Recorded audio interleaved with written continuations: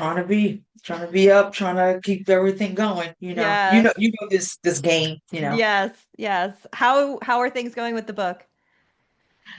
I realize that depends on who's asking. As a fellow author, I think that you understand maybe sales and all marketing and all things. So to be brief, it's been great, just got nominated for Right. the NAACP award this week. So that's, make me feel great, getting ready for the Euro tour since it's dry Nice. January in America. It's time to leave the country, right? Get people drinking again. Um, and so, yeah, so I feel like I'm refreshed and ready for the new year. So excited. Amazing, amazing. Yeah, the roller coaster of emotions that is endless when you publish a book. It's Right. just, And then yeah. I'm such a, I guess being an entrepreneur is almost like, so do you watch the numbers or you not? Because no, like, I guess, is that a factor? Should we not care that I'm not like, but that's something I didn't realize.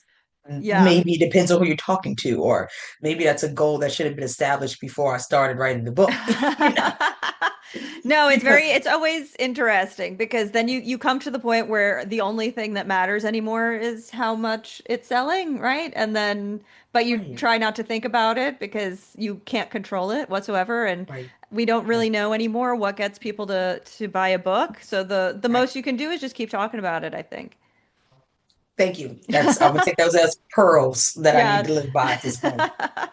Well, I wanted to invite you on here because I think it's always interesting to talk to wine people, people who are more wine focused than food focused necessarily, because I think your insights into food and how developed your palates and developed your appetites is unique in the gastronomy world. And so I always open my interviews by asking, can you tell me about where you grew up and what you ate? Yeah, I mean, I'm a true product of the Great Migration. My mom's family is from Virginia, assumably on both sides of her family, just because it seemed like there's the new story keep coming up each time. And then on my father's side, they are from the Low Country, Savannah, Georgia, Jacksonville, Florida area. So my father was the first one born of his siblings here in New York, and it was four others that were born before him from Jacksonville. That were born in Jacksonville. And then my mom was actually born in New York. So we definitely claim Harlem like we are New Yorkers in this case. So, so that's where I'm from. And I feel like, what else you ask me? How to impact what I eat? What you ate, yeah. Yeah, What I you think ate that growing up. it says a lot about how seafood is a big part. Fish and seafood is a major component um, of our diet. And I did not realize that it was like a like black people and crabs, Yeah. like how much that it's like I got older, And so the I would say the connection or legacies from Low Country, you can definitely see. I mean, it's to the point where even Thanksgivings, we've had like three version of crab dishes on Thanksgiving, which is very odd, but everybody remembers that. Like I would come back to school and be like, "Oh, I had jerk crab." They like jerk crab for Thanksgiving. Like this doesn't make sense. Or my father baked a stuffed fish, and he like, this. But my family, in order to kind of everybody's appetite, all of the dietary restrictions. If you're going to make a protein, go with seafood. Obviously, not so much the vegans, but other than that, I feel like you could please most people in my family with seafood dishes. So heavy on that. Soul food. Don't really eat out for soul food when I was Okay. growing up. I would say that my mother kind of that was her, I guess, specialty if we was gonna have any of the soul food dishes. And my father, even though they divorced when I was young, he was the one who went to culinary school and was considered the chef of the family, not just for my own. He was even the pit master if it was cookouts, in the summertime for everyone. So he was my family and extended family. They would always ask my father to take over the grill. And before vegan, I should have Googled when vegan came up. I'm sure you know. Like when was the term vegan popularized? Early 19 or early 20th century. So wait. So like 19 what? Like give I me, think in the 30s or 40s in the okay. UK. I feel like I don't know when veganism became popular in the Black culture for us to know what a vegan was, but my father never called himself a vegan, but he started leaning towards a what we would call today a vegan diet. So I thought that your podcast and your questions, I'm like, maybe she knows from my book, about, how I ate, but what I eat has been following me my entire life, and it has nothing to do with me being a sommelier. I even brought up around the holiday season when my brother was also visiting. At one point when I was in school, someone told me I was Muslim because of the way I ate, and I thought I was Muslim, sort of a Muslim, because I thought that was like a diet. I didn't Yeah. recognize, I was too young to recognize it had more than just what I didn't eat. It was also a religion related. And someone was like, "You're not Muslim." And so I was like, "Oh, okay." Like just remember being called a Muslim because I did not eat pork and have it, we have this adage here in Harlem, lips that touch swine should never touch mine.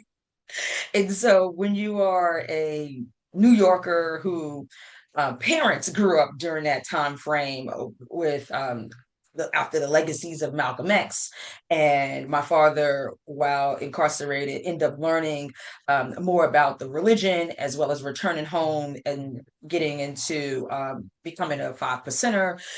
This really was a heavy part of himself changing his diet, meaning Yeah. he grew up with more of that Southern food. I'm sure they've eaten all types of, I don't know, chitlins, ham hocks, or whatever. My mother remembers her family cooking it. But then when they got adults, this movement related to a particular religion and the new Negro identity was very much important, played an important role to most people, even if you weren't Muslim. And so I guess wanted to say that all out now because I would consider what I eat to be very like soul food focused Yeah. when it comes to like what my mom cooked at home. But I would also say that it was more of like the new black folks in Harlem. And so then that actually excluded a lot of different dishes and definitely proteins. Yeah. So yeah, that influenced how I ate and always had to ask what's in the dish like my entire life. My mom's favorite story, just to end there. I feel like I'm just running on is because I'm like, this is the most craziest conversation I'm sure I'm gonna have with you. But she's like, "Oh, I remember you were in kindergarten and they sent the note home because that you didn't eat all day." And my brother also, we're a year apart, went to the same, no, I was in daycare. And because I was like problematic, like that dish has pork in it. Like, like I just, and so I'm like, my brother, he'll eat anything. And I'm like, she can't eat it, I can't eat it, we can't eat, like I just like now I'm like rebellious at like 4. Yeah, yeah. And so like we had to send your daughter home and she didn't eat all day because she just assumed everything was tainted after we tried to serve her jello or something. At that time jello had something in it that was, Gelatin, yeah. The what was gelatin it, is, gelatin, yeah. yeah. So that was something that was not allowed in my diet. And so she remembers that. She remembers that day. And so I guess I'll leave you with that just to give you a complex. You asked the right person this question today. Well, how do you eat today compared to then? Same. Yeah. I Yeah, I think that it was interesting where my brother went through this phase of rebellion, like, like, oh, we couldn't eat this our whole lives. Like, so now he's an adult and I feel like he started eating certain things. And then I think now he's more vegan than, I guess vegan lean.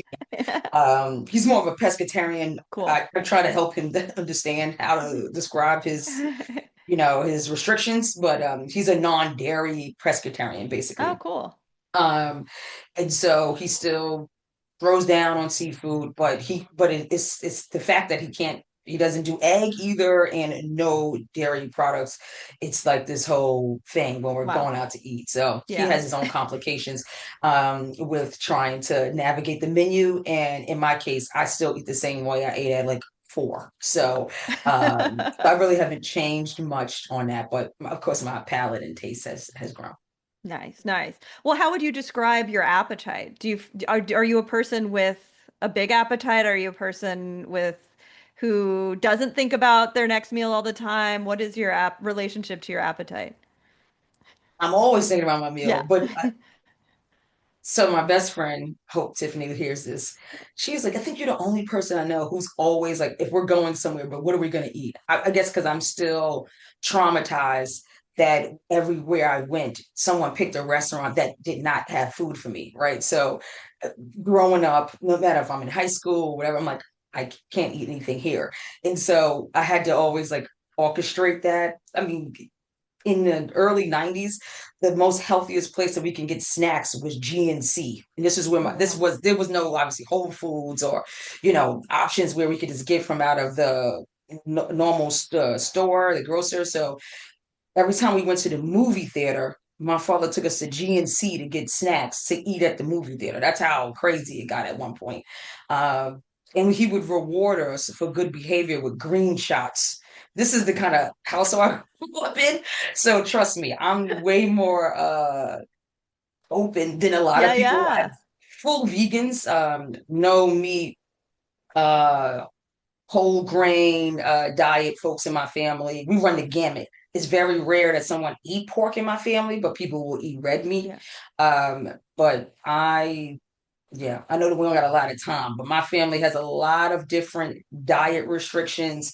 So I'm usually very inclusive of everybody else when I'm, let's say, not with my family too. So Yeah. back to the answer, my appetite is big. I want to eat everything, especially if it's everything I could eat. Yeah. But I had to always like plan in advance and understand what we're going to eat so that there is options for me. Where I feel like today, thank God, most restaurants and chefs have alternatives, but I don't usually go to a steakhouse. Like for me, it Yeah. wouldn't make sense, you know? So when that's the thing they do, even though some of them they go, like, you got to have the salmon. I'm like, but I'm at a steakhouse. Like, Yeah. so I would rather not be at a steakhouse. Let's just say that and have salmon, So, but yeah, I'm trying to, lose a few pounds these days. So I'm trying to make sure this appetite kind of, curves, but every day. Well, who has had the biggest influence on how you eat and why? It sounds like maybe it's your dad, but Yeah, I mean, I think yeah. he had the largest influence on like everyone in my family's diet as he was the firstborn in New York. So therefore, all of the so I would say probably my aunts who came moved up to New York, they already were much older than him, set in their ways about how they ate down Yeah. south. And then my father being the firstborn here and kind of growing up with Harlem as his cultural connection and background, not so much Jacksonville. He influenced all his siblings. So his four siblings older than him and three younger than him. So he's the first of four in New York. And so all of their diets basically were like either mimicked my father's or in this case, their behavior, etc. So my aunt, that was the next one after him, ended up, she's Muslim. And so her diet obviously reflects her religion. We don't eat red meat either, which I feel like for most people, I even heard about something called a spiritual diet. Never knew that was a thing, but I feel like they like putting names on all of us. To be honest, I'm cool with not giving it a name, Yeah. but because of some religions who don't eat red meat and cow, etc., as being very sacred, and so the fact that you're checking off kind of multiple religions with not having pork as well as not having red meat, they like call it, oh, you have a spiritual diet. I'm like, don't put that all on me. Um, but to be honest, I feel like they just want to put everybody in the The box. And box, yeah. let's see if that takes off. I don't know if you've seen more people talking about this in your, okay, the spiritual diet being Well, a thing. I like the name of it. I think it's interesting. I think it's evocative. I think it says something to people. Hmm. It says no pork, no red meat, I think, more than anything else. I think it makes sense that people would go in that direction with Hmm. describing restrictions around animal products. But people Hmm. don't, in general, don't like the labels. Like most people really bristle at the labels, they don't want to be a Yeah. vegetarian or a vegan or a pescatarian or whatever it might be because they feel that that would restrict them too much and it would be like taking on a whole ideology when they just want to eat the way they want to eat. Right. Your question was about my appetite and Yeah. not my diet, but in my mind, I'm like, my appetite is framed by my Bye. diet restrictions. And I do recognize the importance of sharing. Like, I think Yeah. that's why it was easy for me to once I connected to the idea of this is the reason why my father didn't eat this way, it was okay as an adult for me to continue on this way. Right. I think my brother in his case was more exploratory and then eventually end up making a decision to kind of weed out even more things out his diet. In this case, he doesn't eat chicken or anything like that. I think it's gonna take a lot to keep me from duck, to be honest. I love duck. So whenever I see it on the menu, it'll be hard for me to say no to. Um, but as someone who never had pork bacon, and I know how people when they turn vegan, they respond to like, "Oh man, oh I gotta get pork bacon," and I'm like, "Yeah, but I never had it in my life, so Yeah. I'm actually okay. Like I smell Yeah. it." Um, and as a sommelier and with wine pairing for the people, speaking about so many different foods, cuisines, proteins, Yeah. some I don't eat and can't eat. I think that's someone's. It's almost like a secret. It's all. I feel like I'm saying I don't drink alcohol, but I'm a sommelier. Yeah. They're like, Yeah. well, Yeah. how could you pair with ribs if you don't know what they taste like? Like this, Yeah. sometimes come up from people. And so I recognize that being a sommelier with dietary restrictions usually challenges maybe my ability to do that, but I lean into more of the seasoning, the spices, the rubs, the sauces, the brines, Yeah. etc. of the dish. Is it grilled, baked, etc.? What is also accompanying it on a plate to be able to help me do that job for any of those who are listening? I feel like I'm still highly qualified to still Of pair, so course. I got to make sure I put that out there as a disclaimer. But No, of but course. yeah, I can definitely tell you that yeah, it's been I wouldn't I'm very interested today more. I mean, people make a decision to become vegan. I've removed things out of my diet from fasting last year. I did more of a vegetarian diet for the whole 40 days for Lent, for example. So I know I'm capable of doing it. I don't know if I'm capable of living like that fully. And I think that's the reason why I don't want to say yes to any Yeah, of particular course. diet. To check a box on an airplane, Yeah. ride, call me what you want. I'm Jewish today because I can't, that. Um, and the same thing I check, it's kind of interesting because of course people are going to think something about you if you check off these religious boxes, but that's the easiest way to translate to the flight team that I Yeah. can't eat. So they usually look at me like they look at my fit and they're like, this is your day. Like, girl, is that Yes. so I have these moments where they're a little struck by what I've chosen as my, because like you said, I looking at it as an identity. For me, it's just kind of the easiest way for you to understand my restrictions.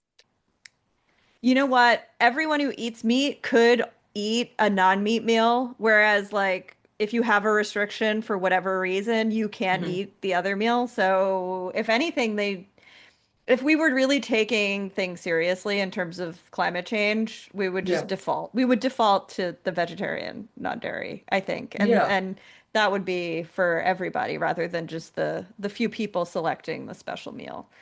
Yeah, I mean, I put in the book. I also there's a section that I call "No Pork on My Fork" because that was actually a restaurant that was across the street from where I lived at one point. It was almost like the food they would make it like the deli, basically. Now that Yeah. everybody's gonna get their chopped cheese inside these bodegas, etc. So it was almost like instead of like selling chips and candy and all those other things, they just basically made like what you would consider like diner food or bodega food. And it was called "No Pork on My Fork." And the bodega next to me is they're all mainly like Yemenis owned. So it was easy because we all have kind of similar diets. And in New York, or I would say Philly is another, Yeah. great city where I feel fine. I don't have to ask, is there pork in this? But I do have to check about red meat. And so I wish we did have a name, to be honest, to Yeah. understand us, because I think that saying that all Black people are monolith is by saying that all of our food is the same. Even though I'm having soul food, what I take out of the soul food staples in my diet? I almost identify me as someone from the North immediately. Like when I'm in the Okay. South and I go, I can't have this and I can't have that, even though I'm black and they're black, they easily Yeah. say, oh, you must be from up north if you eat that way, you know. So I wish we did Interesting. have a way to identify ourselves culturally within almost like a subsector of Yeah. soul food. So yeah, maybe I'll leave it to you. You want to help come up with a name and let me you're the food writer, so you can put it in one of your articles, and really lock into that. But yeah, That's awesome. Well, what is your favorite meal of the day? dinner. Dinner I is yours? Yeah, I think I'm trying to make my dinner my lunches these days. So I Okay. try to eat a little bit earlier. So I'm trying to flip it, the heavier dish, and as the middle of the day. But I really do love savory things. So for Yeah. me, it's always usually like dinner is a big deal. Lunch, I try to have it, but it could be simple. Same thing for my breakfast. I was a kid that ate, my mother tell you I ate Eggos every morning for like from like fifth grade to 12th. So she's like, yeah, she was like, I was easy. I didn't want cereal. I didn't want nothing cold in the morning, but I was like just popping them Egos and keep going. So I'm okay with having something real easy and simple for the morning. Yeah. But yes, but dinner is where the magic happens.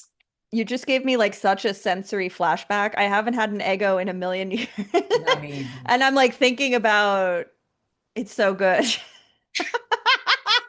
I I'm feel like, like they were so like now that I'm upgraded and I have my yeah. waffle iron and things like Yeah. this. Um, I can't believe I had them things because them things are so hard. I'm surprised I didn't lose a tooth trying to eat them. I feel like they used to always come out like little like frisbees out the. Yes, yes. Well, I was always trying to get like a really good toast on it. Like Mm, it was hard to yeah. get them the right caramelization level, I think, the It's like Eggo. a skill because once I realized Yeah. people weren't even putting them in a toaster, the ones who were baking them or putting them on the stove top with the Wow. butter, I was like, oh, this is a whole nother experience. So I feel like the toaster Ooh. oven was not the move. It was quick, obviously, as a Yeah. teenager who just needed something warm and trying to keep going. But I realized once you start having good frozen waffle in the oven or stovetop in the skillet with some butter, it's a Yeah. little bit the experience is different. So Wow. I'm gonna No, advocate for that. you blown my mind right now with the idea of an Eggo in the skillet with Yes, that with seems like butter. It's a good yeah. thing. It's all a That's good thing. like luxury for a 15-year-old for sure. Yeah, for Like sure. Heat my syrup up. yeah. That's one thing I will say is that my father was really big on quality of like Yeah. quality of taste about everything, Yeah. whether it's how we dress, how we appearance, and especially when it came to flavors. He was really good at wanting like something authentic. Like he had Yeah. craved authentic. You would have thought he'd been to China the way he was like, oh, hot key, this is the place, this is authentic, And so we were always on a hunt whenever we did eat out and that's where at a young age I've always had restaurant experience Yeah. where I know that kind of like you don't bring children maybe at such young ages to the movie theaters I've learned as well as restaurants because you don't know that they're going to just be slapping around forks and I guess all the restaurants we went to they loved us. That's all we used to hear. It's like how great me and my brother was and how well with no iPads Yeah, I know. and we were sitting at the restaurant whether it's a high chair to when we we're able to feed ourselves and my father really groomed us for that, whether it was using chopsticks and everything. He really wanted us to understand everyone's culture through their food. And so that's where, I had the ability to kind of tap into best of New York is through Yeah. his lens and through he wasn't into like, oh, give them a kiddie meal. Like they want chicken fingers, even though we had the Chinese restaurant. He was like, no, girl, you're gonna eat, you can eat noodles, you can eat, so I would say we also had very adult palates and Yeah. appetites at a very young age because of that early exposure. And so I hope all the parents are, who's listening, actually start allowing, don't my kid don't eat any vegetables. I'm like, we got to be a little creative. Let's, because then they grow up to 40-year-old men who don't eat vegetables. I'm finding out. Who are a nightmare. Who are a night that's a nightmare. Yes. Um No, I like bullied a friend once into learning how to use chopsticks. I was like, no one in their right mind is going to date you if you don't know how to use chopsticks. So you Yeah, have that to is learn. bullying. Like it's just going to be embarrassing at some point. So you have to learn.